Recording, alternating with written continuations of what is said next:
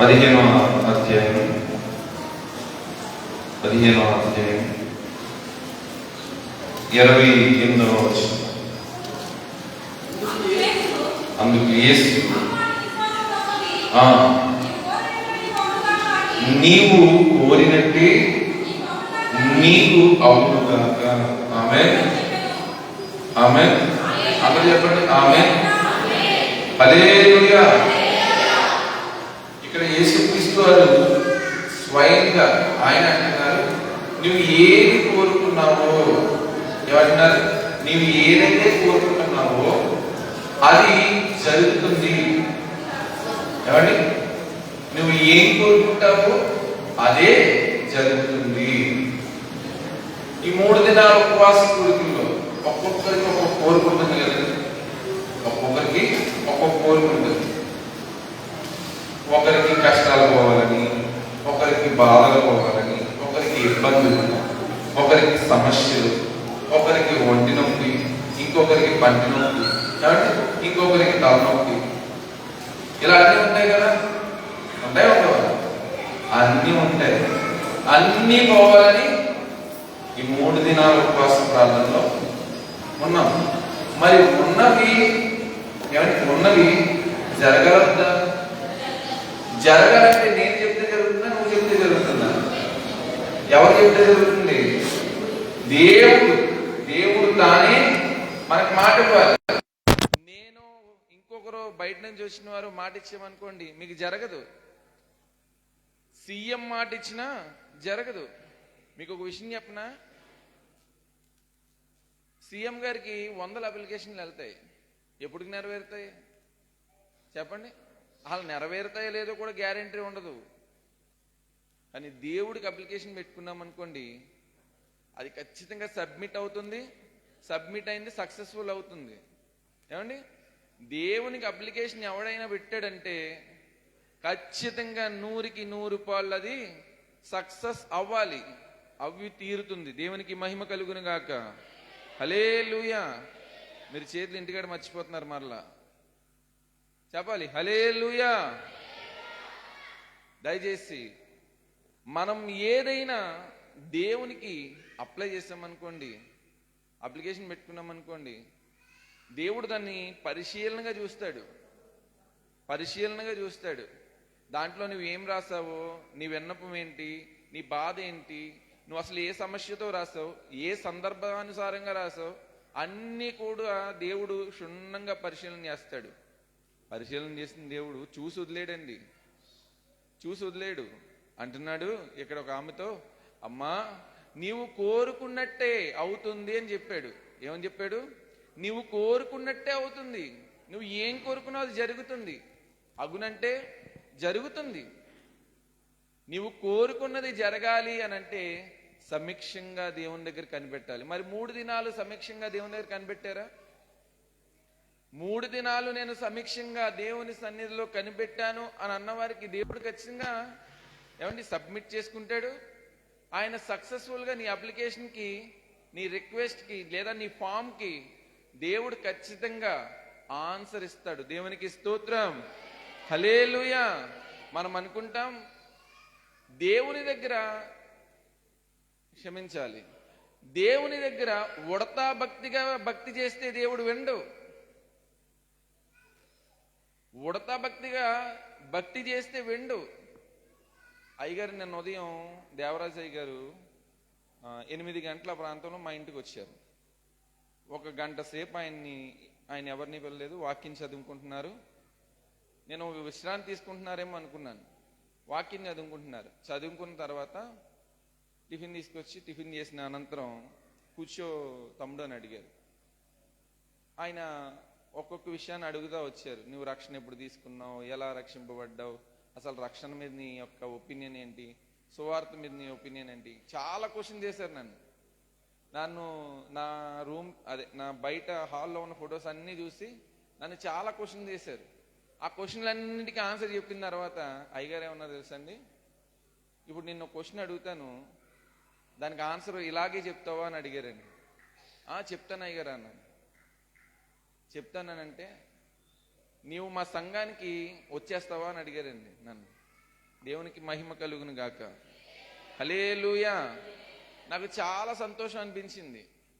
ఎందుకనంటే ఒక వ్యక్తి నన్ను క్వశ్చన్ చేశారు. ఆ క్వశ్చన్కి నేను పర్ఫెక్ట్గా ఆన్సర్ ఇస్తేనే కదా ఆయన నన్ను వాళ్ళ సంఘానికి రమ్మంటారు. ఆయనకి 3 బ్రాంచ్లు ఉన్నాయన్నారు, అందులో ఒకటి అప్పచెప్తానన్నారు. వచ్చే తమ్ముడు ఫ్యామిలీతో కూడా అని అడిగారు. నేను చాలా సంతోషపడ్డాను. కానీ ఆ రిక్వెస్ట్ నేను రిజెక్ట్ చేశాను. అయ్యగారు నాకు కుదరదండి, దేవుడు నాకు ఒక దర్శనం ఇచ్చాడు, నేను ఆ దర్శనానికి కట్టుబడి ఉన్నాను, ఖచ్చితంగా దేవుడు రానున్న దినాల్లో దాన్ని నెరవేరుస్తాడని అనుకుంటున్నాను అని. అయితే 10వ తారీఖు సెప్టెంబర్ 10న మా మందిరానికి రా తమ్ముడు, ఖచ్చితంగా మా పరిచర్య ఎలా ఉందో, నేను ఎలా ఉంటానో, వ్యక్తిగతంగా నన్ను చూసే అవకాశం దొరుకుతుంది. ఒక్కసారి నా మనవి ఆలకించి పాంప్లెంట్ ఇచ్చి మరీ రమ్మన్నారండి. నేను చాలా సంతోషంగా ఫీల్ అయ్యాను. దేవుణ్ణి ఏ ఉద్దేశపూర్వకంగా నేను అడుగుతున్నానో దానికి దేవుడు జవాబు దయచేశాడు. నిన్న ఉదయం నేను ఏ ఉద్దేశపూర్వకంగా దేవుని దగ్గర ఉపవాసం ఉండి కనిపెట్టుకుంటున్నానో దానికి దేవుడు జవాబు దయచేశాడు. అందుకు చెప్తున్నాను మీకు ఈ విషయాన్ని. దేవుడు మన ఉద్దేశాన్ని చూసే దేవుడు అండి. నీ ఉద్దేశం, నీ బుద్ధి సరిగ్గా లేదనుకోండి, కొంతమంది వంకర బుద్ధితో అడుగుతారు, ఎదుటివాడు నాశనాన్ని కోరుకుని అడుగుతాడు. అసలు యేసుక్రీస్తు వారి పరలోక ప్రార్థన ఏంటో తెలుసా? మీ అపరాధం అంటే మీరు చేసింది కాదు, మీ ఎడల ఎవరైనా అపరాధం చేస్తే దాన్ని మీరేం చేయాలి? క్షమించాలి. దాన్ని మనం ఏం చేయాలి? క్షమించాలి. ఇందాక పెద్దవారు మార్గ్ గారు చెప్పారు, అలాగే చిన్నారక్క చెప్పింది మోసపరదాది గురించి. ఈ క్షమించడం గురించి నేను ఒక సందర్భంలో విన్నాను. ఒక ఆయన ఇంచుమించుగా చాలా పెద్ద డిస్కషన్ అయింది ఇదే చర్చిలో. బయటికి వెళ్ళిపోయాడు. వెళ్ళిపోయిన తర్వాత అదే వ్యక్తి అప్పారావు తాతయ్య గారి పక్కన కూర్చో ఉన్నారు ఒకరోజు. తాతయ్య, ఆ వ్యక్తి మీ ఫ్యామిలీని చాలా బాధ పెట్టి వెళ్ళారు కదా, మరి ఆ వ్యక్తి కూర్చుంటే మీకు కోపం రాలేదా అని అడిగాను నేను. కోపం ఎందుకు రాదు? మనిషిని కదరా, నాకు కోపం వస్తుందని. కోపం వస్తుంది. అయితే నేను ఈ వ్యక్తితో నేను ఎందుకు మాట్లాడుతున్నానంటే, ఆ వ్యక్తి కూడా క్రైస్తవుడే అని అన్నారండి. ఆ వ్యక్తి కూడా క్రైస్తవుడే. మనం మన వారిని క్షమించకపోతే బయటోడు వచ్చి ఎలా క్షమించాడరా? ఏమన్నారు? మనం మన వారిని క్షమించకపోతే బయటోడు వచ్చి ఏం క్షమించాడరా అని అడిగారండి. నిజమే కదా. మనం మన సంఘంలో ఉన్న వారితో సమాధానం కలిగి ఉన్నామా? మన కోరిక నెరవేరాలని అంటే దేవుడు ఏమన్నాడు? మీరు ఒకరితో ఒకరు సమాధానం కలిగి ఉండండి, అప్పుడు మీ తండ్రి మీరు ఏమడిగినను ఇస్తాడు. మనం ఒకరితో ఒకరు సమాధానం కలిగి ఉన్నామా? నీవు నీ పక్కనున్న వారితో సమాధానం కలిగి ఉన్నావా? వెనకున్న వారితో సమాధానం. కొంతమంది వాళ్ళ పక్కన కూర్చోడానికి ఇష్టపడరు, వారి జోలికి వెళ్ళడానికి ఇష్టపడరు, వారితో మాట్లాడడానికి ఇష్టపడరు. దేవుడు అన్యాయస్తుడు కాడు. ఏమన్నాను? దేవుడు అన్యాయస్తుడు కాదు. కానీ నీవు చేసింది దేవుడు ఖచ్చితంగా చూస్తాడు. దేవుడు మనం చేసేది చూస్తాడు.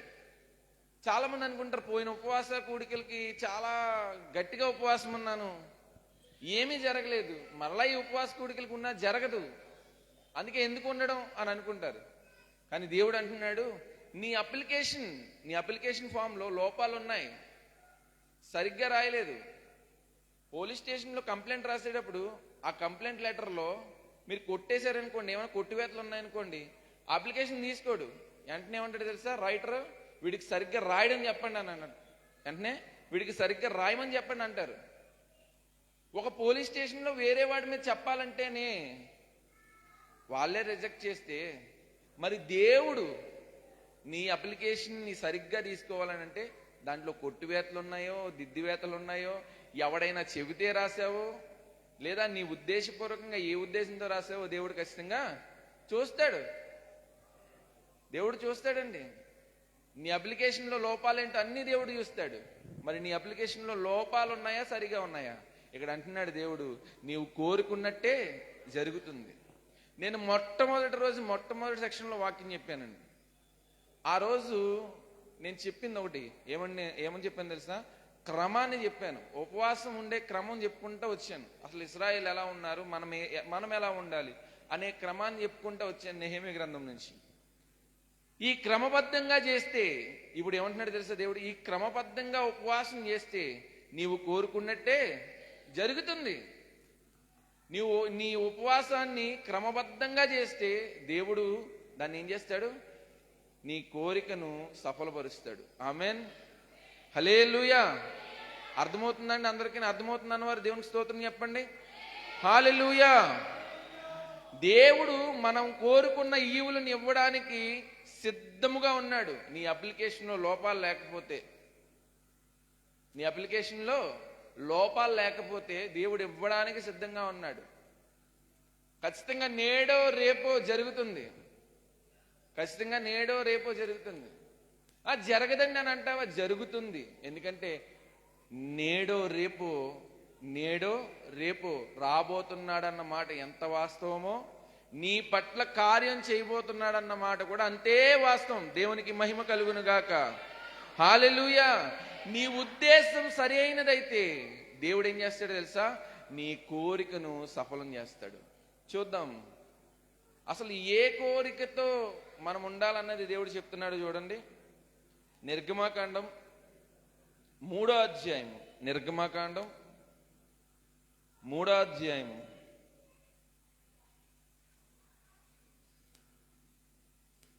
7వ వచనం.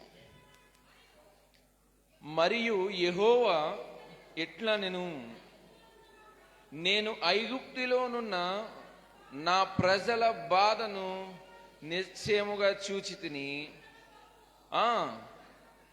కష్టపెట్టు వారిని బట్టి వారు పెట్టిన మొరను వింటిని, వారి దుఃఖములు నాకు తెలిసే యున్నవి. దేవునికి మహిమ కలుగును గాక. ఇక్కడ ఇజ్రాయేల్ దేవునికి ఏమైనా అప్లికేషన్ పెట్టారు తెలుసా? ఇజ్రాయేల్ అందరూ, ఆ ప్రజలందరూ ఐగుప్తిలో ఉన్నారు, బానిసత్వంలో ఉన్నారు, చెరలో ఉన్నారు. ఒక మాటతో చెప్పాలంటే ఈ చెరలో ఉన్న ఇజ్రాయేల్ అందరూ వేడుకుంటున్నారు, సంవత్సరాల తరబడి వేడుకుంటున్నారు. సంవత్సరాలు గడిచిపోయాయి. ఎన్ని సంవత్సరాలు బానిసత్వంలో ఉన్నారు ఇజ్రాయేల్? ఎన్ని సంవత్సరాలు? 400 సంవత్సరాలు బానిసత్వంలో ఉన్నారు. అప్పటికే ఈ బానిసత్వంలో ఉన్న ఇజ్రాయేల్ ఎన్ని సంవత్సరాలు? 1 2? విసుగు కలగలేదా వీరికి? 400 సంవత్సరాలు బానిసత్వంలో విసిగిపోయిన వీళ్ళు దేవునితో అప్లికేషన్లు పెడతానే ఉన్నారు. మరి దేవుడు ఎందుకు వింటలేదు? ఏమండి, మన ఉపవాస కూడికలు కూడా ఎన్నో జరిగాయి. ఇక్కడ ఉజ్జీవ కూడికలు అయితే 49 అనుకుంటాను. ఏమండి, కూడికలు 49 అంటే 49 సంవత్సరాలు జరిగాయి. కొన్ని అప్లికేషన్స్ ఎక్కడ వేసినాయి అక్కడే ఉన్నాయి. కొంతమంది పెట్టిన రిక్వెస్ట్లు ఎక్కడ పెట్టినాయి అక్కడే ఉన్నాయి. మీరు ఎప్పుడైనా మున్సిపల్ ఆఫీస్కి వెళ్ళారనుకోండి, వారి యొక్క అరల్లోని కొన్ని వేల అప్లికేషన్లు ఉంటాయి. ఎంఆర్ఓ ఆఫీస్కి వెళ్ళారనుకోండి, అక్కడ ఒక చెక్ బాక్స్ ఉంటుంది. ఆ చెక్ బాక్స్లో 100 అప్లికేషన్లు ఉంటాయి. ఇవి 5 నెలలు, ఇవి 6 నెలలు, ఇవి సంవత్సరము, ఇవి 2 సంవత్సరాలు, ఇవి 3 సంవత్సరాలు, ఇవి 4 సంవత్సరాలు అని చెప్పుకుంటూ వస్తారు వాళ్ళు. మరి ఎందుకు సార్ అవ్వలేదంటే, సరిగ్గా రాయలేదమ్మా, అడ్రస్ లేదమ్మా, ఒక దాంట్లో క్రమం లేదమ్మా, ఒకడైతే ఎవరికి రాయాలో తెలియకుండా రాసాడమ్మా. ఏంటంటే ఒకటిదేమో క్రమం లేదు, ఒకటి దాంట్లో ఎవరి అడ్రస్కి వెయ్యాలో అడ్రస్ రాయలేదు, ఇంకొకడైతే అసలు క్రమమే లేదు వాడికి, ఇంకొకడైతే ఎవరికి రాయాలో కూడా తెలియకుండా రాశాడు. ఈరోజు నీ అప్లికేషన్ కూడా అలాగే ఉందనుకోండి, సంవత్సరాలు పడతాయి. ఆయన నీ కోరికను సఫలం చేయాలంటే నీ అప్లికేషన్ కరెక్ట్గా ఉండాలి, నీ రిక్వెస్ట్ సరి అయినదిగా ఉండాలి, దాంట్లో లోపాలు ఉండకూడదు. లోపాలుంటే ఈ చివరి సెక్షన్లో చెప్తున్నాను, సరి చేసుకోవాలి. ప్రభువా, ఈ 3 దినాలు ఉపవాసం క్రమబద్ధంగా ఉన్నాను, అది ఖచ్చితంగా జరగాలి. అప్పుడు ఇజ్రాయేల్ ఇక్కడికి వచ్చేసరికి మొత్తం బాధను వెళ్ళగక్కుతున్నారండి. వెళ్ళగక్తా ఉంటే దేవుడు అంటున్నాడు, దేవుడే స్వయంగా అంటున్నాడు, ఏమన్నాడు? కాబట్టి ఆ, ఆ, ఆ, ఉమ్, ఆ, హిత్తీయులకు ఆ, ఉమ్. ఎక్కడికి వెళ్ళాలని పెట్టుకున్నారు అప్లికేషను? చూడండి ఎంత కరెక్ట్గా పెట్టారు. చూడండి, ఎవరెవరైతే జనాలు ఉన్నారో వాళ్ళందరి పేర్లు పెట్టుకున్నారు. ఎవరెవరు ఉన్నారో వారందరి పేర్లు పెట్టి ఎక్కడికి వెళ్ళాలో కూడా కరెక్ట్గా పెట్టారు. అడ్రస్ కరెక్ట్గానే ఉందా? అడ్రస్ కరెక్ట్గా పెట్టుకున్నారు. పలానా చోటుకి వెళ్ళాలి. ఎందుకు వెళ్ళాలనుకుంటున్నారు అన్నది ఫస్ట్ చెప్పారు. అసలు ఆ దేశానికి ఎందుకు వెళ్ళాలి అని అనుకుంటున్నారంటే, మేము ఇప్పటికే చాలా సంవత్సరాలుగా బానిసత్వంలో ఉన్నాం. ఇప్పటికే చాలా సంవత్సరాలుగా బానిసత్వంలో ఉన్న మేము విడిపించబడి, వీరు ఎలాంటి కోరిక కోరారు చూశారండి? విడిపించబడాలి. ఈరోజు పాపం అనే చెరలో ఉంటే విడిపించబడాలి. దాని ద్వారా మనకి ఏం కలుగుతుందో తెలుసా? ఆనందం కలుగుతుంది. దేవునికి మహిమ కలుగును గాక. పాపం అనే దాని నుంచి విడుదల కలిగితే మనకేం కలుగుతుంది? ఆనందం కలుగుతుంది. ఎవడైనా ఒకడు పాపం చేసి ఏమండి నాకు దూరస్తుడైతే వాడు నాకు సమీపస్తుడు కాడు. ఎప్పటికీ సమీపస్తుడు కాడు దేవునికి. అదే ఒకవేళ ఆ పాపాన్ని ఒప్పుకున్నాడు అనుకోండి, వాడు ఆ పాపాన్ని ఒప్పుకున్నాడు అనుకోండి, సామెతల గ్రంథం అంటుంది, ఎవడైనా నువ్వు పాపాన్ని కప్పుకోక, ఎప్పుడు కప్పుకుంటాను చెప్పండి? మీకు చలేస్తే కప్పుకుంటారా? చెమటలు పడితే కప్పుకుంటారా? చలేస్తే కప్పుకుంటారు. చెమటలు పడుతున్నప్పుడు ఒకవేళ ఎవడైనా కప్పుకున్నాడు అనుకోండి, వాడిని ఏమంటారు తెలుసండి? పేషెంట్ అంటారు. వాడిని ఏమంటారు? రోగి. వీడు రోగి. రోగికి ఏం చేయబడితే చెప్పండి? జ్వరం ఉందనుకోండి, ఒంటి నిండా చెమటలు పడతాయి, చలి వేస్తుంది. ఆడేం చేస్తాడు చెప్పండి? అప్పుడు ఆటోమేటిక్గా దుప్పటి కప్పుతాడు. అంటే ఒకటి కప్పేటప్పుడు జరిగిన సందర్భం ఏంటి? రోగి అయితేనే ఇలా చేస్తాడు. ఒకవేళ చలి వేసిన వాడు ఏం చేస్తాడు చెప్పండి? దుప్పటి పైకి లాగుతాడు. అంటే ఏం చేస్తున్నాం? దీన్ని కప్పుతున్నాం. మన శరీరాన్ని ఏం చేస్తున్నాం? కప్పుతున్నాం.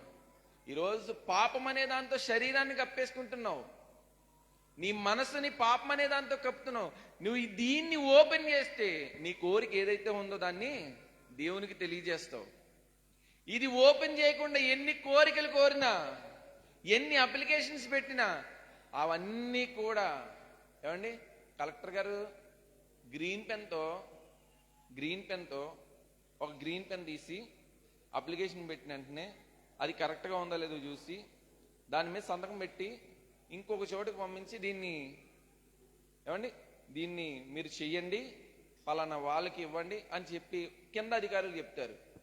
మరి దేవుడు నువ్వు పెట్టిన అప్లికేషన్ కరెక్ట్గా ఉందనుకోండి, ఎవరు చెప్తాడు? తన దేవదూతలకు చెప్తాడు. దేవునికి స్తోత్రం, హల్లెలూయా.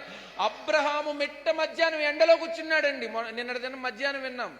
మెట్ట మధ్యాహ్నం ఎండలో కూర్చున్నాడు. మెట్ట మధ్యాహ్నం ఎవరైనా ఎండలో కూర్చుంటాడా? చెప్పాలి. ఎవరైనా ఎండలో కూర్చుంటారు? మెట్ట మధ్యాహ్నం కూర్చుంటే వాడిని ఏమంటాం? ఏమండి? ఒకటి ఆడికి కష్టాల్లో ఉండాలి, రెండు వాడు పిచ్చోడు అవ్వాలి.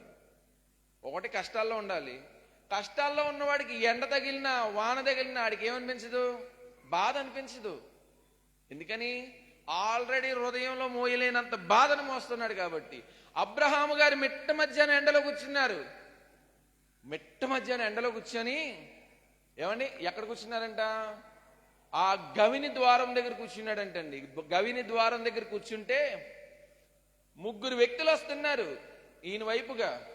దూరం నుంచి చూశాడు అబ్రహాము. ఎక్కడి నుంచి? దూరం నుంచి చూసి పరిగెట్టడం మొదలు పెట్టాడండి. ఫస్ట్ చేసిన పని ఏంటో తెలుసా? సాగిలిపడి నమస్కారం చేసి నా ఇంటికి రండి అని పిలిచాడండి. దేవుని ఇంటికి రమ్మన్నాడు. ఎక్కడ కూర్చున్నాడు? మెట్ట మధ్యాహ్నం ఎండలో కూర్చున్నాడు. ఎవరు వచ్చారు? దేవదూతలు వచ్చారు. ముగ్గురు దేవదూతలు వచ్చారు. ఈ మెట్ట మధ్యాహ్నం ఎండలో కూర్చుంది ఈ ముగ్గురికి ఎలా తెలుసు? ఈ ముగ్గురికి తెలియలేదు. ఈ ముగ్గురిని పంపిన వాడికి తెలిసింది. ఏమండి? కలెక్టర్ గారికి అప్లికేషన్ పెడితే కలెక్టర్ గారి కిందనున్న వాళ్ళు రావడం ఏంటి? అప్లికేషన్ నీ అప్లికేషన్ని సక్రమంగా ఉందమ్మా, నీకు ఈ పని చేసి పెట్టమన్నారని కింద స్థాయి వాళ్ళు రావడం ఏంటి అని అంటే, కలెక్టర్ గారు ఏం చేశారంటే, ఈ అప్లికేషన్ అంతా కరెక్ట్ గా ఉంది, వీరు అడిగింది సబబుగా ఉంది కాబట్టి ఏం చేస్తారంటే, వాళ్ళు అడిగింది చెయ్యండిరా బాబు అని పంపిస్తారు. అలాగే దేవుడు అబ్రహాము పడుతున్న బాధ, ఏమండి, అబ్రహాము పడుతున్న బాధ కరెక్ట్గా ఉంది. ఇప్పుడు కరెక్ట్గా ఉంది అబ్రహాము. ఎందుకని? చేసినవన్నిటికీ మూల్యం చెల్లించి విసిగిపోయి ఉన్నాడు. ఇప్పుడు వెళ్ళండి అని పంపించాడండి ముగ్గురు దేవదూతల్ని. ఆ ముగ్గురు వ్యక్తులు వచ్చినంతసేపు బాగానే ఉన్నారు, వెళ్ళినప్పుడు ఆశీర్వదించి వెళ్ళారు. అబ్రహాం ఏమాత్రం నోటిలో ఉన్న మాటను బయటకు కక్కలేదండి. ఎందుకంటే హృదయంలో ఉన్న ప్రతి బాధను, అంతరంగాన్ని ఎరిగిన దేవుడు ఏం చేస్తున్నాడు తెలుసా? అబ్రహాం హృదయాన్ని అంతా చూశాడు. సమూయేలు అన్నాడు, ఇదిగో వీరెవ్వరూ ఈ మనుషుడు కరెక్టే, ఈ మనుషుడు కరెక్టే అని అందరిని అనుకుంటే, దేవుడు అన్నాడు, సమూయేలు ఈ వ్యక్తులు కరెక్ట్ కాదు, నీవు మనిషిని పై రూపాన్ని చూస్తున్నావు. ఈరోజు మనం కూడా ఏంటంటే, మన వేషధారణ అంతటినీ దేవుని దగ్గర చూపిస్తున్నాం. మన వేషధారణ దేవుడు చూడ్డు సుమా, వింటున్నారా? మన వేషధారణ దేవుడు చూడ్డు. నీ భక్తి లోనుందా బయట ఉందా అన్నది దేవుడు చూస్తాడు. లోనున్న భక్తి కావాలనుకుంటాడు, కానీ బయట ఉన్న భక్తి నాకేమీ అక్కర్లేదు. నీ లోనున్న భక్తి కావాలి దేవునికి. బయట ఉన్న భక్తి ఎంత చేస్తే ఆవిడకి కావాలి. నువ్వు గట్టిగా ప్రార్థన చేస్తే ఆవిడకి కావాలి, నువ్వు గట్టిగా ఆరాధన చేస్తే ఆవిడకి కావాలి, నువ్వు గట్టిగా మాట్లాడితే ఆవిడకి కావాలి, దీర్ఘమైన ప్రార్థన చేస్తే ఆవిడకి కావాలి. కానీ నీ అంతరంగంలో ఒక బాధను పెట్టుకుని ఏడుస్తున్నావే, మూలుగుతున్నావే, అది నా దేవుడు అంటున్నాడు, నీ కోరికను సఫలం చేస్తాను. దేవునికి స్తోత్రం. నీ అంతరంగంలో ఉన్నది కావాలి, నీ అంతరంగంలో ఉన్నది కావాలి. బయట నువ్వు ఎన్ని ప్రతిగానాలు చేసినా దేవదూతలందరినీ చూశాడు దేవుడు. ప్రతిగానాలు చేస్తున్న దేవదూతలన్నిటినీ చూసి, ఇవి ఏవి కూడా నాకొద్దు, మరి నాకెవరు కావాలి? విరిగి నలిగిన హృదయం కావాలి. ఎక్కడుందా అని వెతుకుతున్నాడండి. నీ దగ్గర ఉందా ఆ హృదయం? అయితే నీ కోరికను ఆయన ఏం చేస్తున్నాడు తెలుసా? అగునని చెప్తాడు. నీ కోరిక నువ్వు కోరినట్లే అవుతుంది. నీ కోరిక నువ్వు కోరినట్లు అవుతుంది. ఈ 3 దినాలు 100 కోరికలు కోరు, కానీ నీ వేషధారణ ధరించుకొని కోరితే దేవుడు ఏమంటున్నాడు తెలుసా? దాన్ని ఎప్పటికీ సఫలం చేయను. నీ హృదయాన్ని బయటకు చూపించు. నాకు కావాలి ఆ హృదయం. నువ్వు వేషధారణ చూపిస్తావేంటి? అయ్యో వేషధారణైనా శాస్త్రుల్ని పరిశీలన ఏమని పిలిచాడు? అయ్యో వేషధారులారా, అయ్యో వేషధారులారా అని పిలిచాడండి. వేషం ఎవరేస్తారో తెలుసా?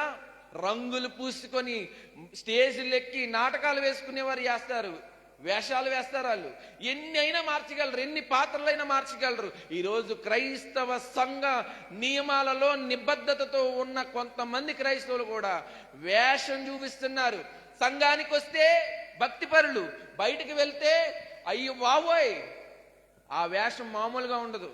ఇక్కడికి వస్తే పౌరుల్లా దగదగ మెరుస్తాడు, కానీ బయటకు వెళ్తే వాడు చేసేవన్నీ కూడా చెప్పండి కాకి పనులే. ఇక్కడికి వచ్చేమో నీతిమంతుల్లా మాట్లాడతాడు, బయటికి వెళ్తే అన్నీ కూడా అనీతిమంతుని మాటలే. ఇక్కడికి వస్తే న్యాయంగా మాట్లాడతాడు, బయటికి వెళ్తే అన్ని అన్యాయ పనులే. చెప్పండి, ఇది వేషధారణ కాదా? ఇది వేషధారణ కదా? ఇంకా చెప్తాను, ఇక్కడికి వస్తే మాట్లాడే మాట స్పష్టంగా అర్థమవుతుంది, బయటికి వెళ్తే మాట్లాడే మాట తూలుతుంది. ఏమవుతుంది? మాట తూలుతుంది. ఎప్పుడు తూలుతుంది చెప్పండి? లోన్ ఒకటి పడింది అనుకోండి, ఆటోమేటిక్గా బయటకు వచ్చే మాట ఏమవుతుంది తెలుసా? చెప్పండి, ఏమవుద్ది? తెలీదండి మీకు? లోన్ సరుకు పడింది అనుకోండి, బయటకు వచ్చే మాట ఏమవుద్ది? చెప్పండి, చెప్పాలి. బయటకు వచ్చే మాట ఏమవుద్ది? లోన్ సరుకు పడితే తూలుతుంది. ఖచ్చితంగా మాట తడబడుతుంది. ఒక అడుగు అటు పడుతుంది, ఒక అడుగు ఇటు పడుతుంది. ఈరోజు ఇలా వేషాలు వేసుకొని వస్తున్న వారితో అంటున్నాడు, ఇంకొకటి చేస్తాడు, ఇంకొకరు చేస్తారు. ఈరోజు ఆడవాళ్ళకి కూడా ఇది ఫ్యాషన్ అయిందండి, మగవాళ్ళకే కాదు. ఏమండి, ఈ బుగ్గను ఒకటి పెడితే చెప్పండి, ఈ బుగ్గను ఇంకొకటి ఉంటుంది, ఎదరను ఒకటి ఉంటే ఇంకో పన్ను కింద ఇంకొకటి ఉంటుంది. లేరా వీళ్ళు? లేరా వేషధారణతో? ఉన్నారు. మరి ఇలాంటి పెదవులతో, ఏమండి, ఇలాంటి పెదవులతో దేవుని స్తుతిస్తే వింటాడండి? వింటాడండి. ఏమండి, వింటాడండి. ఏది ఒకసారి వెళ్ళి ఒక సిఏ గారి రూమ్లోకి వెళ్ళి నువ్వు తాగేసి వెళ్ళి చూద్దాం, నీ మాట వింటాడేమో. నిన్ను ఎక్కడ పెడతాడు చెప్పండి? కట్టకట్టాలని పెడతాడు. ఏది ఒక గుట్కాయో లేదంటే ఇంకొకటి వేసుకొని ఒక కానిస్టేబుల్ దగ్గర, పోలీస్ స్టేషన్లో ఉన్న కానిస్టేబుల్ దగ్గర నిలబడి చాలు. నేనేమంటాడు తెలుసా? ముందది ఊసి రారా. ఏమంటాడు? ముందది ఊసి రావాలి. ఊయడం మాత్రమే కాదండి, నోరు కడుక్కొని రారా అంటాడు వెంటనే. ఒక స్టేషన్లో కానిస్టేబుల్కే నీ పద్ధతి నచ్చకపోతే, నువ్వు ఉన్న విధానం నచ్చకపోతే, బయటంతా వేషాలు వేసి దేవుని సంఘానికి వచ్చి ప్రభువా నీ వైపు చేతులు ఎత్తుతున్నాను ఆయన అంటే ఆయన ఏమన్నాడు తెలుసా? అక్రమము చేయువారులారా. ఏమన్నాడు? అక్రమం అంటే ఏంటండి? అసలు అక్రమం ఏంటండి? ఒక్క మాటతో చెప్తానండి. క్రమము కాని దాన్నే అక్రమం అంటారు, క్రమముగా చేయని దాన్నే అక్రమం అంటాడు. నువ్వు క్రమముగా చేయాలి భక్తి, క్రమముగా ఉండాలి భక్తి నీది. నీ నోరు శుభ్రంగా లేకపోతే, లేదా నీ వైఖరి శుభ్రంగా లేకపోతే దేవుడు ఏమంటున్నాడు తెలుసా? నేను నీ వేషాన్ని చూడను, ముందు అర్జెంటుగా అది తొలగించు. సామెతల్లో అన్నాడు, నీ యొక్క పాపాన్ని కప్పుకోక ఒప్పుకో. ముందు ఒప్పుకో. ఈ 3 దినాలు ఒప్పుకున్నారా? నెహెమ్యా గ్రంథం నుంచి తీసిన మొట్టమొదటి మాట ఏంటో తెలుసా? మనం పాపాన్ని ఇజ్రాయేల్ ఒప్పుకున్నారు. మరి ఒప్పుకున్నావా? ఒప్పుకుంటే నా దేవుడు అంటున్నాడు, నీవు కోరినది ఏం చేస్తాను? సఫలపరుస్తాను. అగుతుంది, చేస్తాడు ఆయన. నువ్వు కోరింది చేస్తాడు. ఎప్పుడు? నీవన్నిటిని విడిచిపెట్టినప్పుడు. నువ్వు విడిచిపెట్టకుండా ఇటు అటు ఉంటే దేవుడు ఒప్పుకోడు సుమా. ఒకడన్నాడు మద్యపానం ఆరోగ్యానికి ఏంటంట? హానికరం. గుట్కా, తంబాకు, లిస్ట్ చెప్పాలి. గుట్కా, తంబాకు, పాన్ మసాలా ఇవన్నీ కూడా ఏం చేస్తాయంట? నోటి క్యాన్సర్కు. ఈ లోకంలో ఉన్నవాడే నీకు ఎంత ఖచ్చితంగా చెప్తే, మరి దేవుడు ఏమన్నాడు తెలుసా? ఇక్కడ క్యాన్సర్ వచ్చినా పర్లేదురా బాబు, ఇక్కడ నీకు క్యాన్సర్ వచ్చిపోయినా పర్లేదు, నీకు ఇక్కడ క్యాన్సర్ వచ్చి చచ్చినా పర్లేదు. ఎందుకని?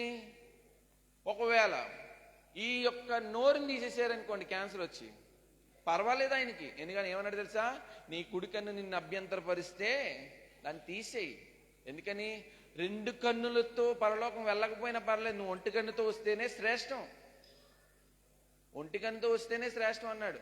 2 కాళ్ళతో నువ్వు నడిచి పరలోకానికి రావాల్సిన అవసరం లేదు.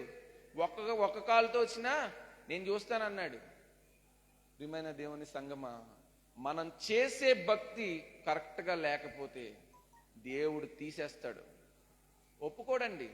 మనం అదే కరెక్ట్గా అప్లికేషన్ పెట్టామనుకోండి, అన్నిటినీ తీసేసి పాపాన్ని తరిమి కొట్టి దేవుని దగ్గర అప్లికేషన్ పెట్టామనుకోండి, ఆయన అంటున్నాడు నీ కోరికను ఏం చేస్తాడంట? సఫలము. చూద్దాం, ఇంకొక మాట చూపించి మీకు ముగించేస్తాను. యెహోషువ గ్రంథం 24వ అధ్యాయము 22వ వచనం. 24వ అధ్యాయము 22వ వచనం. 22వ వచనం అండి. 24, 22. యెహోషువ గ్రంథం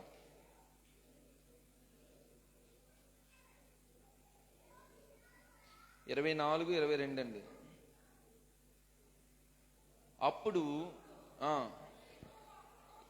అప్పుడు యెహోషువ, మీరు యెహోవాని సేవించదమని ఆయనను కోరుకున్నందుకు మిమ్మును గూర్చి మీరే సాక్షులై ఉన్నారు. దేవునికి స్తోత్రం.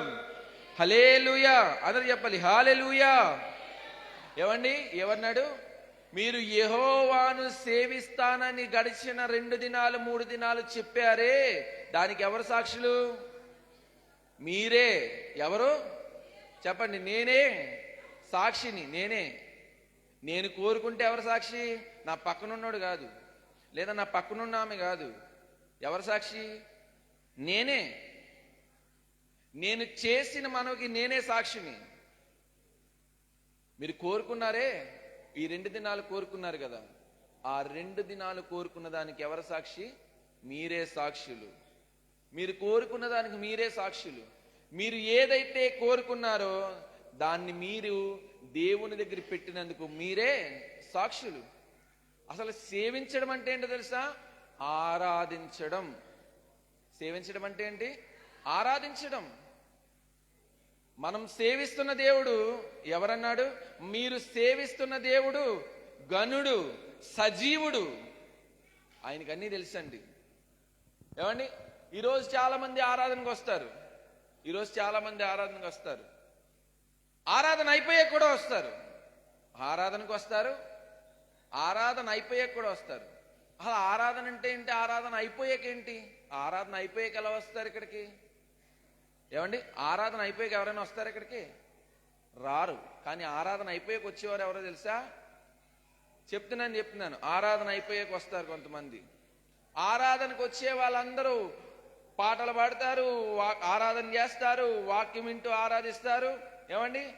పైకి లేచి ఆరాధిస్తారు. అక్కడితో ఆరాధన ముగుస్తుంది. తర్వాత ఏం చేస్తారు? కానుకలు వేస్తారు. అప్పుడు వస్తారండి ఆరాధనకు. ఆరాధన అక్కడితో ముగుస్తుంది. చివరిచ్చేది ఆరాధన కాదు, ఆశీర్వాద ప్రార్థన. చివరిచ్చేది ఏంటి? ఆరాధన. కానుకల తర్వాత ఇచ్చేది ఆరాధన కాదు.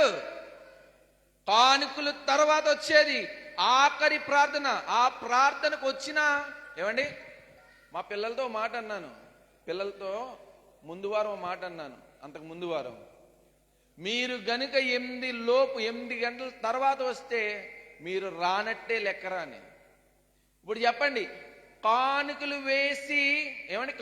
వేసి ఆశీర్వాదం తీసుకొని వెళ్ళిపోదాం అనుకుంటే ఆరాధనకు వచ్చినట్లా? రానట్టే. మరి ఎప్పుడు ఆరాధన?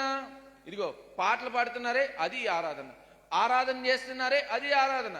తర్వాత దేవునికి కృతజ్ఞతాస్తుతులు పాస్టర్ గారితో పాటు చెల్లిస్తూ వాక్యాన్ని వింటూ దాని తర్వాత దేవుని దాసులు నిలబడి ప్రార్థన చేస్తా ఉంటే అందరూ కలిసి ప్రార్థన చేస్తున్నారే, అది ఆరాధన.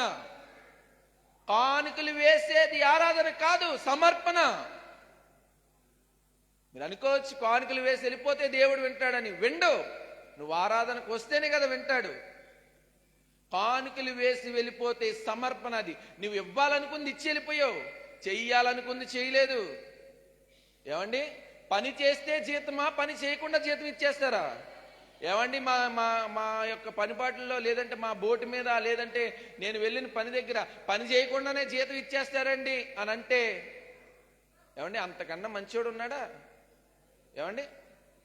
ఆ యొక్క యజమాని కంటే మంచోడు ఎవడు లేడు. పని చేయకుండా డబ్బులు ఇచ్చేస్తే. పని చేస్తేనే జీతం.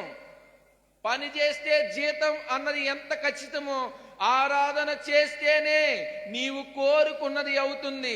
ఆరాధన చేయకుండా నీవు కోరుకున్నది జరగదు. దేవునికి స్తోత్రం చెప్పాలి. ఆరాధన చేయకుండా దేవుని సన్నిధిలో ఉంటాను అనంటే నీవు కోరుకున్నది జరగదు.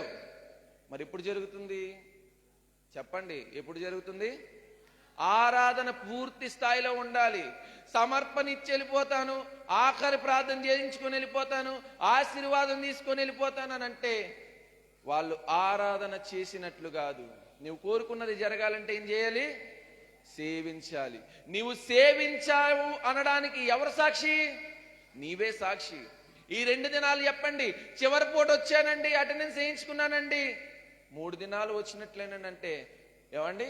ఒక పూట వచ్చి ఏమండి? ఒక పూట వచ్చి 5 పూట్ల కూలి అడుగుతున్నాడు అనుకోండి, ఏమంటాను తెలుసా? నాలంటోడు అనుకోండి, వెంటనే చెప్పు తీసుకొని కొడతాను అంటాను. ఎందుకని? ఒక పూట వచ్చి 5 పూట్లకు అడుగుతావా కూలి? మొహానికి కొంచెమైనా చెప్పాలి, కొంచెమైనా ఏముండాలి? సిగ్గుండాలి. ఎందుకని? ఒక పూట వచ్చి 5 పూట్ల కూలి అడుగుతావా నువ్వు? ఏమన్నా న్యాయంగా ఉందా? కూలి కరెక్ట్గా తీసుకోవాలంటే ఏమండి 6 పూట్ల ఉండాలి. ఇప్పుడు చెప్పండి, కోరిక సఫలం చేయాలంటే ఏం చేయాలి? చెప్పాలి. కోరికను సఫలం చేయాలంటే దేవుడిని ఏం చేయాలి? ఆరాధించాలి. ఆరాధిస్తేనే దేవుడు మన కోరికను సఫలపరుస్తాడు. ఎందుకన్నాడు తెలుసా? సజీవులుగా ఉన్నవారు చేస్తున్న ఆరాధనపై సజీవుడైన దేవుడు ఆసీనుడై ఉన్నాడు. ఇశ్రాయేలు స్తోత్రములపైన ఆయన ఏం చేస్తున్నాడంట? కూర్చొని ఉన్నాడు. ఇజ్రాయెల్ అందరూ స్తోత్రగానాలు చేస్తున్నారు. ఎప్పుడో తెలుసండి? ఎర్ర సముద్రం దాటేశారు. దాటిన వెంటనే స్తోత్రాలు చేస్తున్నారు, కీర్తనలు పాడుతున్నారు. వారి కీర్తనల పైన అప్పటి వరకు ముందు మేఘస్తంభముగాను వెనక అగ్నిస్తంభముగాను ఉన్న దేవుడు వారి కీర్తనలపై కూర్చున్నాడంటండి. నీ శ్రమలో ఆయన ముందు వెనక ఉంటాడు. నువ్వు పాడుతూ ఉంటే, నువ్వు స్తుతిస్తూ ఉంటే ఆ స్తుతులపై కూర్చొని ఉంటాడండి. మీకు ఎలా ఉందో తెలియదు కానీ పులకరించిపోయింది. ఏమండి? ఆయన మనం పాడుతూ ఉంటే మన స్తుతులపై ఏం చేస్తాడంట? కూర్చున్నాడు. నువ్వు పాడినా నేను వింటానని కూర్చున్నాడు. నువ్వు స్తుతించమ్మా నేను కూర్చుంటానన్నాడు. నువ్వు స్తుతించరా బాబు, నువ్వు స్తుతిస్తే నువ్వు పెదవుల నుంచి వచ్చే మాట ఒక్కటైనా విందామని కూర్చున్నాను రా అంటాడు ఆయన. కానీ మన నోరు కదవదాయే. కొన్ని నోరులైతే మోగాలు. ఏమండి? ఆ మోగాలు హాస్టల్ నయం, గోల గోల ఉంటుందండి. మీరు ఎప్పుడైనా చూసారు మోగాలు హాస్టల్లో? మీరు ఎప్పుడైనా శనివారం సాయంత్రం వెళ్ళండి, అటుగా మామూలు గోల ఉండదు ఆ హాస్టల్ దగ్గర. ఎందుకని తెలుసా? అమ్మ నాన్న వచ్చి ఇంటికి తీసుకెళ్తారన్న ఆ హడావాడికి వాళ్ళు చేసే వాళ్ళ ఫ్రెండ్స్తో మాట్లాడే హడావాడి మామూలుగా ఉండదు. గట్టి గట్టిగా మాట్లాడుకుంటారు. ఏం మాట్లాడతారో అర్థం కాదు, వాళ్ళకి అర్థమవుతుంది. కానీ మన మోగోళ్ళు దేవుని సన్నిధికి వచ్చి చక్కగా కూర్చొని హ్యాపీగా నిద్రపోయి కొంతమంది, చక్కగా కూర్చొని కొంతమంది మోగవాళ్ళ కూర్చొని వెళ్ళిపోతారు. ఆయన ఏమన్నాడు? ఆరాధనకు యోగ్యుడు ఆయన. నువ్వు యోగ్యమైన దేవునికి ఏం చేయాలి? ఆరాధన చేయాలి. ఆరాధన అంటే ఇంకో మాట చెప్తానండి, ఇంపైన సువాసన అని అన్నాడండి. ఏమన్నాడు? ఇంపైన సువాసన. నువ్వేం చేస్తున్నావు తెలుసా? ఆయనకి ఇంపైన సువాసన వేస్తున్నావు. ఎక్కడొస్తుందో తెలుసండి ఇంపైన సువాసన? నేను చెప్తాను చూడండి. మీరు ఎప్పుడైనా పెళ్ళిళ్ళకి వెళ్ళారా? పెళ్ళిళ్ళకి వెళ్తే అందరికంటే ఎక్కువ ఇంపైన సువాసన ఎవరి దగ్గర వస్తుంది చెప్పండి? పెళ్లి కొడుకు పెళ్లి కూతురి దగ్గర వస్తుంది. వాళ్ళ దగ్గర వచ్చినంత ఇంపైన సువాసన ఇంకెవరి దగ్గర రాదు. అందరి దగ్గర చెమట వాసన వస్తుందేమో కానీ పెళ్లి కొడుకు పెళ్లి కూతురి దగ్గర ఇంపైన సువాసన వస్తుంది. ఎందుకో తెలుసా? వారిద్దరూ ఆ రోజు ప్రత్యేక ఆకర్షణ. నువ్వు ఆరాధన చేస్తుంటే లేదా నువ్వు స్తుతిస్తూ ఉంటే దేవునికి ఏంటో తెలుసా? ఇంపైన సువాసన, ప్రత్యేక ఆకర్షణ. ఇది దేవుడు కోరుకునేదండి. ఇది దేవుడు కోరుకునేది. నువ్వు కోరుకునేది జరగాలంటే దేవుడు కోరుకునేది కూడా ఇవ్వాలి. మరి ఇచ్చావా ఈ 3 రోజులు? ఏమంటే ఇచ్చారా ఈ 3 రోజులు? నేను ఇచ్చాను అన్నవారు అందరు గట్టిగా స్తోత్రాలు చెల్లించండి. హల్లెలూయా! ఇచ్చాను నేను. ఈ 3 దినాలు ఖచ్చితంగా దేవుడు నా నుంచి ఏం కోరుకున్నాడో అది ఇచ్చాను. సేవకుడు ఏం కోరుకున్నాడో అది నేను ఇచ్చాను. 3 దినాలు సేవకుడు డబ్బు కోరుకోలేదు, మీ ఇంట్లో వస్తువులు కోరుకోలేదు, మీరిచ్చే బంగారం కోరుకోలేదు, మీరిచ్చే సొమ్ములు కోరుకోలేదు. ఏమడిగారు? 3 దినాలు దేవుని సన్నిధిలో ఉండండి అమ్మా. లాస్ట్ వారం 3 దినాలు దేవుని సన్నిధిలో ఉండండి అమ్మా. ముందు వారం 3 దినాలు దేవుని సన్నిధిలో ఉండండి అమ్మా. అంతకు ముందు వారం ఎన్ని వారాలు? 2 నెలలుగా అంటే 8 వారాలు. ఏమండి? కోరుకున్నది ఇచ్చారా? కోరుకున్నది ఇచ్చాను అన్న వాళ్ళు చేయొద్దండి ఒకసారి. కోరుకున్నది ఇచ్చాను నేను. నా సేవకుడు నా నుంచి ఏం కోరుకున్నాడు అది ఇచ్చాను. చాలా హేయకరమైన అసభ్యకరమైన మాట ఏంటో తెలుసా అండి? మనం కోరుకున్నది దేవునికి ఇవ్వాలి. దేవుని సేవకుడు అంటే దేవుడు నియమించిన వారు, ఆయనకు కూడా ఇవ్వాలి. ఏమీ కోరుకోలేదు కదా, సమయాన్ని కోరుకున్నారు. సమయాన్ని దొంగిలించకుండా ఆయనకి ఇవ్వాలి. సమయాన్ని ఇచ్చిన వారు దేవునికి స్తోత్రం. హల్లెలూయా! లేపాలి. ఎంతమంది వచ్చారు? లేపండి. దేవునికి స్తోత్రం. హల్లెలూయా. ఆదివారం వచ్చారు, శనివారం సాయంత్రం వచ్చారు, శుక్రవారం సాయంత్రం వచ్చారు కొంతమంది, గురువారం సాయంత్రం వచ్చారు కొంతమంది, మధ్యాహ్నం వచ్చిన వారు కొంతమంది, రెండో రోజు మధ్యాహ్నం వచ్చిన వారు కొంతమంది. ఇలా ఒక్కొక్కసారి ఒక్కొక్క రోజు ఒక్కొక్కలా వచ్చిన వారు కొంతమంది. వినాలి, దయచేసి వినాలి, ముగిస్తున్నాను. మీరు ఎప్పుడెప్పుడైతే వచ్చారో అవి మాకు అక్కర్లేకపోవచ్చేమో కానీ అన్నిటికీ ఆధారం, అన్నిటికీ సాక్షి అయిన దేవుడు చూస్తున్నాడు. ఆయనకి జవాబు చెప్పాలండి. చివరిగా చెప్తున్నాను, అన్నిటికీ జవాబు చెప్పాలి. మీరు దొంగిలించిన దానికి కూడా జవాబు చెప్పాలి ఖచ్చితంగా. నేను రెండో దినమునైతే మనవారి కంటే బయటి వారిని ఎక్కువ చూశానండి. వింటున్నారా? రెండో దినం మనవారి కంటే బయటి వారిని ఎక్కువ చూశాను. దయచేసి పద్ధతులు మార్చుకోవాలి. మనం కోరుకున్నది జరగాలి అనుకోవడం ఎంత శ్రేష్టమో దేవుడు కోరుకున్నది కూడా చేయడం అంతే శ్రేష్టం. మరి దేవుడు కోరుకున్నట్లుగా ఉంటే నువ్వు కోరుకున్నది దేవుడు చేస్తాడు. నువ్వు కోరుకున్నది జరగాలంటే దేవుడు కోరింది కూడా చేయాలి. ఇజ్రాయెల్ 400 సంవత్సరాలు బానిసత్వంలో ఉన్నారు. కోరుకున్న వారిని పాలు తేనెలు ప్రవహించి దేశానికి పంపిస్తానని వాగ్దానం చేశాడు. వినాలి, పంపిస్తానని వాగ్దానం చేశాడు. వాగ్దానం చేసిన దేవుడు ఏమాత్రం వెనక్కి తీయలేదు. కానీ మధ్యదారిలో వారి నడతలు, వారి చేష్టలు దేవునికి ఇష్టమైనదిగా లేకుండా పోయి ఎంతమంది వెళ్ళారు తెలుసండి? ఇంచుమించుగా నడిచిన వారు కాలబలం ఉన్నవారు 6 లక్షల మంది. అంటే వెళ్ళిన వారు ఎంతమంది? 2. ఎంతమంది వెళ్ళారు? 6 లక్షల్లో 2 వెళ్తే ఇక్కడ ఎంతమంది వెళ్తాం చెప్పండి? 6 లక్షల్లో 2 వెళ్తే ఇక్కడ ఎంతమంది వెళ్తాం? అడిగిన వారు చాలా మంది, కాళ్ళ బలంతో నడిచిన వారు 6 లక్షలు సుమారుగా, కానీ వెళ్ళిన వారు 2. మరి ఇక్కడి నుంచి వెళ్ళేవారు ఎంతమందో చూసుకోండి ఈసారి. అలా ఒకవేళ దేవుడు గనక శపిస్తే, దేవుడు గనక శిక్షిస్తే మనం ఏమైపోతామో ఒకసారి ఆలోచన చేసుకోండి. ఖచ్చితంగా దేవుడు మీ కోరికను సఫలపరుస్తాడు. ఈ 3 దినాలు మనం చేసింది సఫలపరుస్తాడు. కానీ దేవుడు కోరుకున్నట్లుగా చేస్తేనే, దేవుడు కోరుకున్నది చేయకుండా మనం కోరుకున్నది మాత్రమే జరగాలంటే జరగదు. అలా జరగాలంటే చివరిగా చూడండి, మత్తయి సువార్త 19:21 ఒకే మాటలో చూడండి.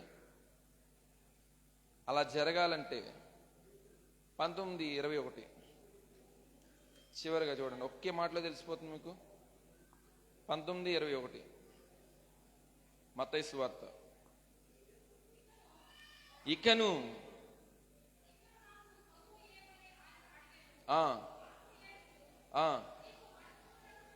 ఏం కోరుకున్నాడండి? ఒకటి అడిగాడు, నాకు ఇంకా ఏం కొదువుగా ఉంది, నేను అన్ని బాగానే చేస్తానే అని అంటే ఆయన అంటున్నాడు.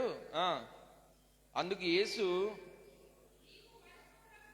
నీవు పరిపూర్ణుడు అగునట్లు కోరిని ఎడల.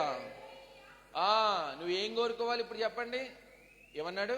పరిపూర్ణుడు అవ్వాలి అంటే పరిపూర్ణత కోరుకోవాలి. నువ్వు పరిపూర్ణంగా కోరుకుంటే దేవుడు ఏమన్నాడు? పోయి నీ ఆస్తిని అమ్మి బీదలకు. మిమ్మల్ని అది ఏమంటలేదు, మొట్టమొదటి కోరుకోవాలి కదా. అక్కడ ధనవంతుడు కోరుకున్నాడు, మనం అసలు కోరుకున్నామా? పరిపూర్ణత కోరుకోవాలి, దేవుని దగ్గర పరిపూర్ణత కోరుకోవాలి. అప్పుడు కోరుకుంటే ఆయన ఏమంటున్నాడు తెలుసా? నీ కోరిక సఫలమవుతుంది.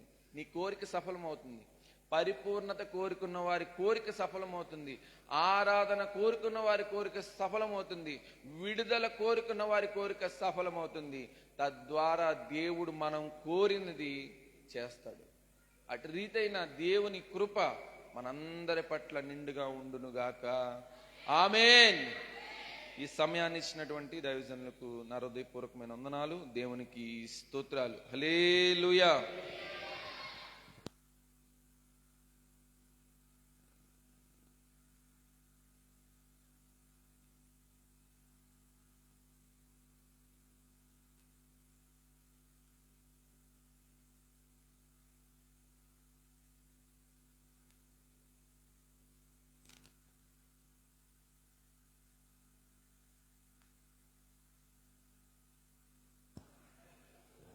దయచేసి మరి చాలా విషయాలు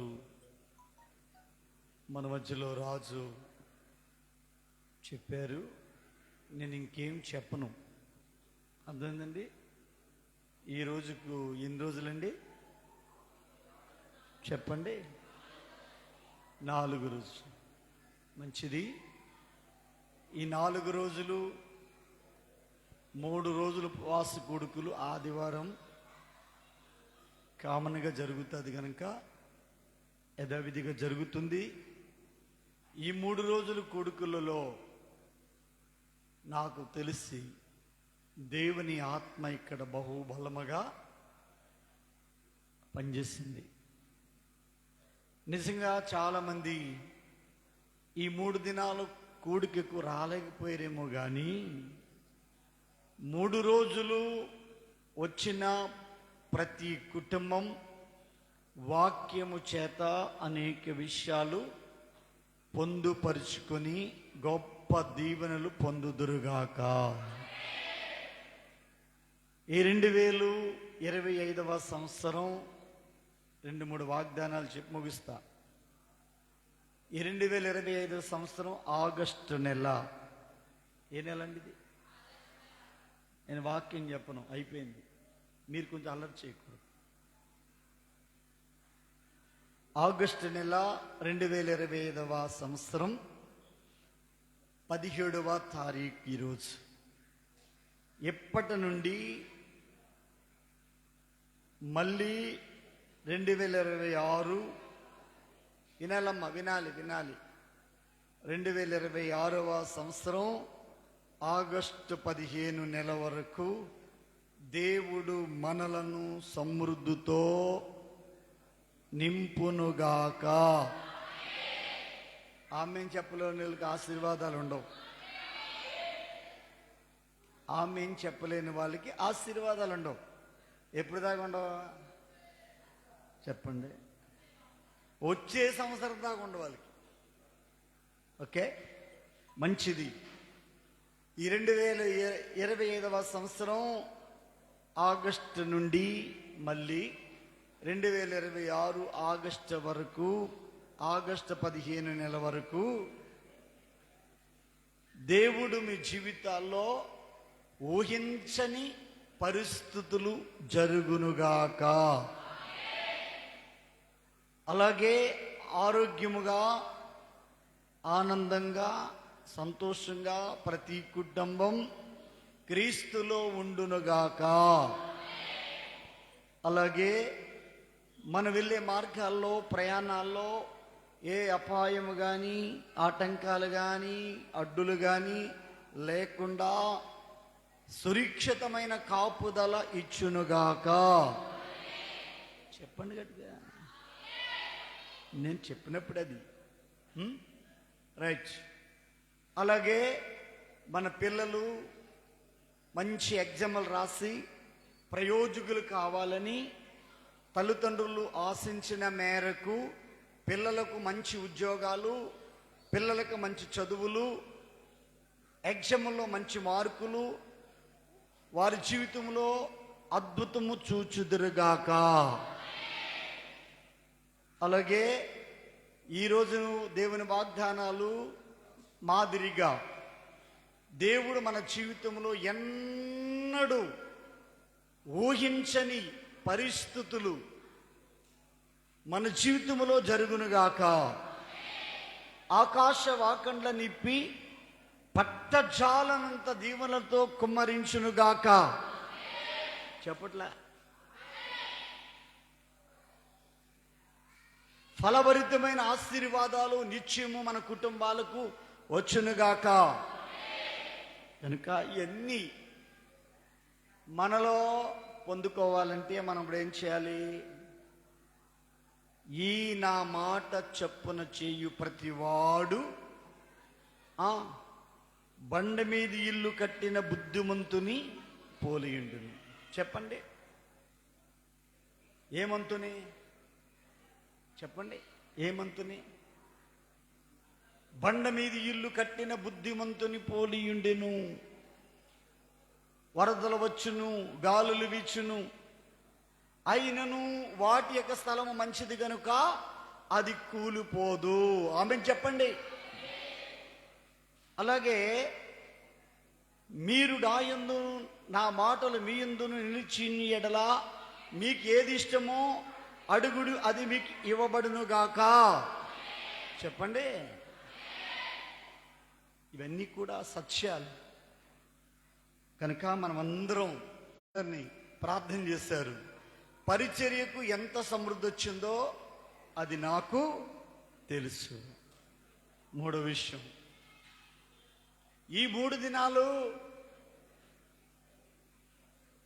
ఎండ రాకుండా చల్లని వాతావరణం కావాలని నేను అడిగాను. దేవుడు ఇచ్చాడా లేదా?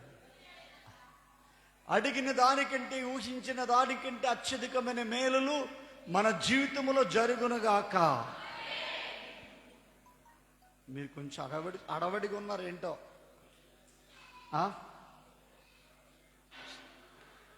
ముగిస్తా.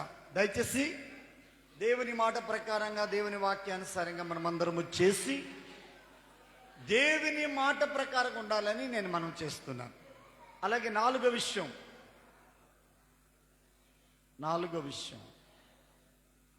మిమ్మల్ని అందరూ ఒక మాట అడుగుతున్నాను. నేను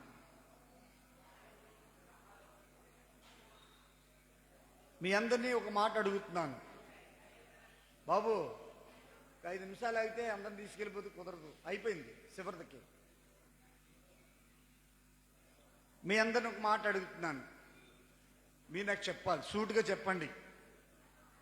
ఈ 2025వ సంవత్సరం 2026 ఆగస్టు వరకు నేను అడిగిన వెంటనే మీరు చెప్పాలి. మానను అనాలా? ఏమనాలా?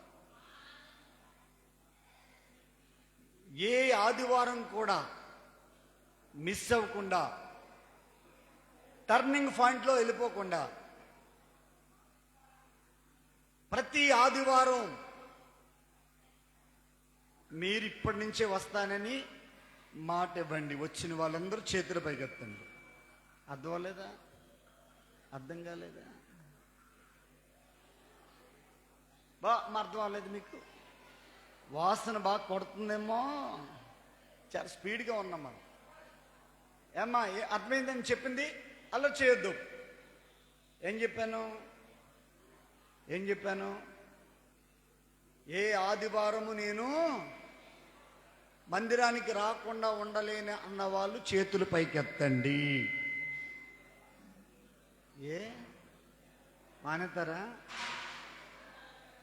మానేస్తారా మీరు?